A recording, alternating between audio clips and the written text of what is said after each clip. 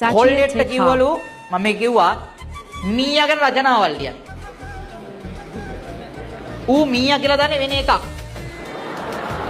ගෙදර ගිහින් ලියනවා අපේ ගෙදර මීයන් 4 දෙනෙක් ඇත.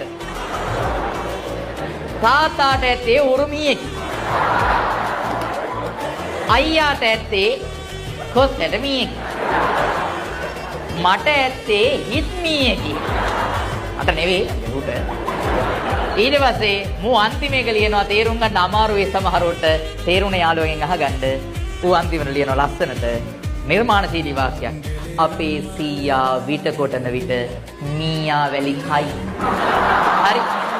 එතකොට දැන් දෙයියනේ මුගෙන් අහන්නේ මිත්‍රයා එයි මුගෙන් අහන්නේ සතා මීයා ගැන මූ ලියන්නේ වෙන මීයෙක් ගැන. අවුල්නේ. මාතෘකාව තේරුම් ගන්න ඕනේ හරියට. අනිත් එක මුලැමැදාක ගැළපීම. අනන්